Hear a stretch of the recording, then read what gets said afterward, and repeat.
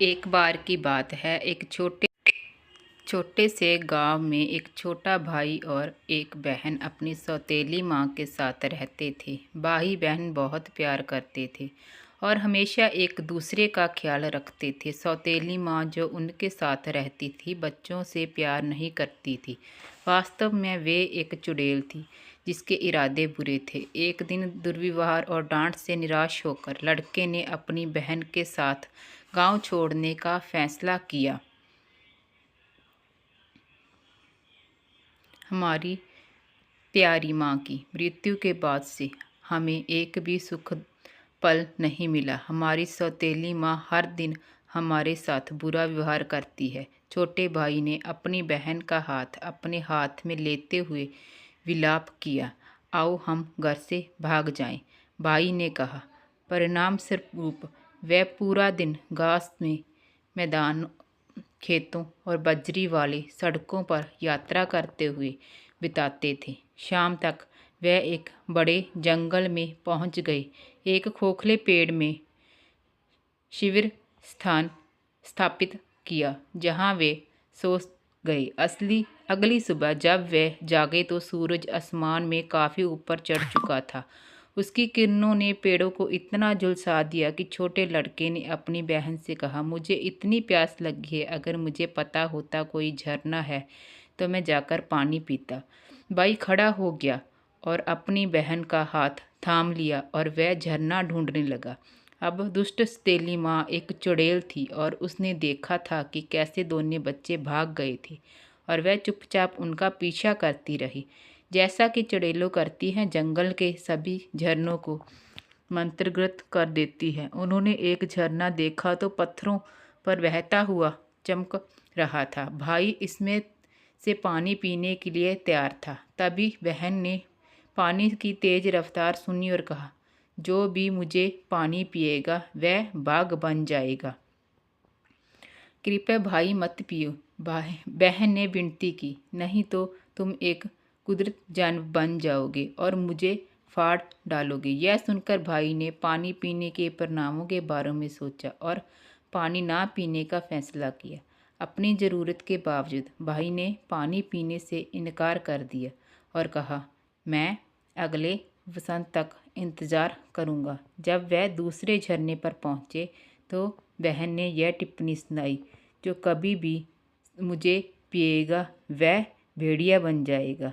जो कोई भी पिएगा वह भेड़िया बन जाएगा। कृपया भाई मत पीना, बहन ने चिल्लाकर कहा, नहीं तो तुम भेड़िया बन जाओगे और मुझे खा जाओगे।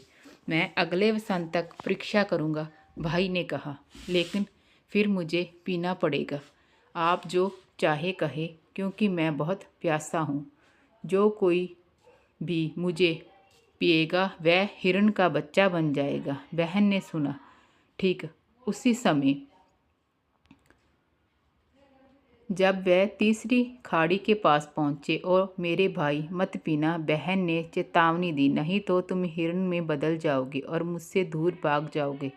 लेकिन वह पहले ही घुटनों के बाल बैठ चुका था और पानी की चुस्की ले चुका था और जैसे ही पहली बूंद उसके होंठों से गुजरी वह हिरण का बच्चा बन गया। पहले तो बहन अपने छोटे भाई के पास रोती रही और वह फिर रोता रहा उसके पास बैठकर। बहुत दुखी हुआ, लेकिन बहन ने वादा किया कि वह अपने भाई का साथ कभी नहीं छोड़ेगी, भले ही वह हिरण का बच्चा बन गया हो। फिर उसने अपने सुनहरे गांठ को हिरणों के बच्चे के गले में बांध दिया, जो कि उनके साथ रहने का वादा था। काफ़ी देर तक चलने के बाद वह आखिरकार एक छोटे से घर में के पास पहुँचे। अंदर देखने के बाद लड़की ने तर्क दिया, हम यहाँ रह सकते हैं और रह सकते हैं। हिरण के लिए एक अच्छा बिस्तर बनाने के लिए उसने पत्ते और कई इकट्ठी की। हर सुबह वह बाहर जाती और अपने लिए जड़े, जामुन और मेवे इकट्ठा करती, साथ ही छोटे हिरण के लिए नरम घास, जो खुशी से उसके हाथ से खाता और उसके चारों ओर दौड़ता। जब बहन को नींद आती और शाम को प्रार्थना कर लेती तो वह हिरन की पीठ पर तकिया बनाकर अपना सिर टिका देती और धीरे से सो जाती। वह लंबे समय तक जंगल में अकेले रहे। तब देश के स्मार्ट ने इन जंगलों में एक बड़ी शिकार पार्टी का आयोजन किया था। पेड़ों के बीच से सींगों की आवाज़, कुत्तों की भौंकने की आवाज़ और शिकारियों की हंसमुख चीखें सुनाई जा सकती थी। जब छोटे हिरन ने यह सुना तो यह उनके हाथ रहने के लिए तरस गए। ओह, मुझे शिकार में शामिल होने दो, उसने अपनी बहन से कहा। मैं अब और नहीं सह सकता। उसने इससे इतनी देर तक विनती की कि आखिरकार वह मान गई। हिरन का बच्चा कुछ दिनों तक शिकार पर गया। वह बहुत तेज था, इसलिए राजा के कोई भी सैनिक उसे पकड़ नहीं पाए। लेकिन एक दिन जब वह घर लौट रहा था तो सैनिक चुपके से घर में घुस गए और हिरन के बच्चे को यह कहते हुए सुना, मेरी छोटी बहन, मुझे अंदर आने दो। किसी ने उसके लिए दरवाज़ा खोला, फिर उसे बंद कर दिया। यह सब शिकारी ने देखा। फिर वह राजा के पास गए और उसे बताया उसने क्या देखा और सुना था। हम कल अपना शिकार जारी रखेंगे। वह छोटा सा घर दिखाओ, राजा ने सूरज ढलते ही शिकारी से कहा। प्यारी छोटी बहन, मुझे अंदर आने दो। उसने दरवाजे के पास पहुंचकर दस्तक दी और कहा।